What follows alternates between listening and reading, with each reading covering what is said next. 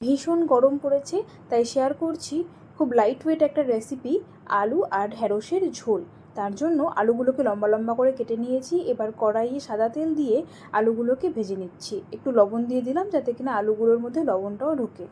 এগুলো একটু ভাজা হয়ে গেলে আমি কিন্তু ঢ্যাঁড়সকেও লম্বা লম্বা করে কেটে নিয়েছি, যেগুলো দিয়ে দেবো।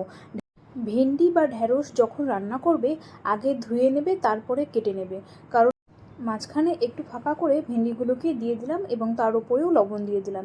এবার এই দুটোকে ঢেকে ঢেকে নরম করে ভাজবো একসাথে। একটু ভাজা হয়ে গেলে কালো জিরে আর দুটো কাঁচা লঙ্কা দিয়ে দিচ্ছি, একসাথে মিশিয়ে নিলাম। তারপরে একটা পাত্রে জিরে গুঁড়ো, ধনে গুঁড়ো আর হলুদ গুঁড়ো এই তিনটাকে একসাথে নিয়ে একটু জল দিয়ে গুলে নেব। চেক করে নিলাম নরম করে ভাজা হয়েছে কিনা। হ্যাঁ, একদম পারফেক্ট হয়ে গেছে। জল দিয়ে নিলাম মশলাটা যাতে কিনা সঙ্গে সঙ্গে জ্বলে না যায়। এইবার ঢ্যাঁড়স আলুর সাথে ভালো করে মিক্স করে দেব। একটুখানি সময় দেব এটা হতে। 1 থেকে 2 মিনিটের মধ্যেই কিন্তু আমরা এখন বেশি করে জল অ্যাড করে দেবো।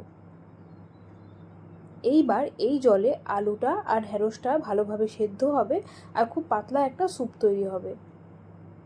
গরমের দুপুরে ভাতের সাথে এই ঢ্যাঁড়স আর আলুর ঝোলটা খুব ভালো লাগবে।